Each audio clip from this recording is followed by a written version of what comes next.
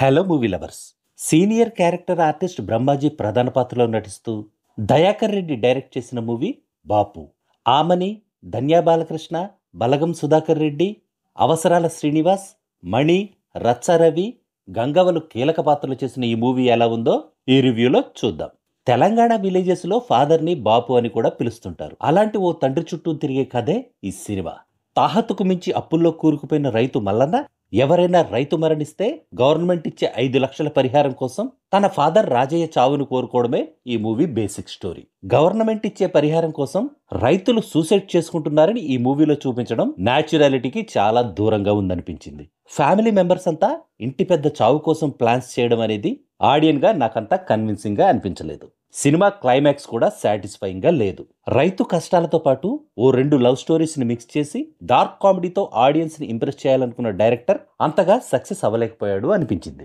Director convey చేయాలనుకున్న message మంచిదే అయినా స్క్రీన్ ప్లే విషయంలో ఇంకొంచెం కేర్ తీసుకుని ఉండుంటే ఆ మెసేజ్ ఆడియన్స్ కి ప్రాపర్ గా రీచ్ అయ్యేది. రోజు రోజుకు సొసైటీలో పెరిగిపోతున్న వైలెన్స్ ని, డబ్బు కోసం చివరికి సొంత వారినే చంపుకునే పైశాచికత్వాన్ని తెరపై చూపిస్తూ మనుషుల్లో కనుమరుగవుతున్న సెంటిమెంట్ని, ఎమోషన్స్ని తట్టిలేపుతూ ప్రస్తుత సమాజంలో కరువైన రిలేషన్షిప్స్ విలువల్ని డైరెక్టర్ ఆడియన్స్కి గుర్తు చేయాలనుకుని చేసిన ప్రయత్నం బాగుంది.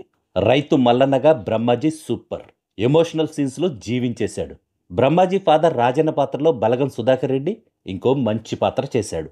మంచి డైలాగ్స్తో పాటు అక్కడక్కడ తన కామెడీతో ఆడియన్స్ని ఎంటర్టైన్ చేసే ప్రయత్నం చేశాడు. బ్రహ్మాజీ వైఫ్గా ఆమని క్యారెక్టర్లోని నెగిటివ్ షేడ్ సర్ప్రైజింగ్గా ఉంది. బ్రహ్మాజీ కూతురుగా ధన్యా బాలకృష్ణ పర్లేదు. బ్రహ్మాజీ కొడుగ్గా మణి అంతగా సెట్ అవ్వలేదు. లిమిటెడ్ స్క్రీన్ ప్రెజెన్స్ ఉన్నా కూడా అవసరాల శ్రీనివాస్ తన యాక్టింగ్తో ఆడియన్స్ని ఇంప్రెస్ చేశాడు. విలేజ్ నేటివిటీని కళ్ళకు కట్టినట్లు చూపించిన సినిమాటోగ్రఫీ బాగుంది. పాటలు అనవసరంగా ఇరిగించినట్లున్నా బ్యాక్గ్రౌండ్ మ్యూజిక్ మాత్రం సినిమాకి యాప్ట్ అయ్యేలా ఉంది. ఫైనల్గా చెప్పాలంటే 2 గంటల డ్యూరేషన్ ఉన్న ఈ మూవీ అన్ని వర్గాల ఆడియన్స్కి అంతగా కనెక్ట్ అవ్వకపోవచ్చని నా ఒపీనియన్. కంపల్సరీగా థియేటర్కి వెళ్ళి చూడాలనిపించేంత గొప్ప సినిమా అయితే కాదు. So just wait for OTT. That's all in this review friends. మళ్ళీ నెక్స్ట్ రివ్యూలో కలుసుకుందాం. Thank you for watching.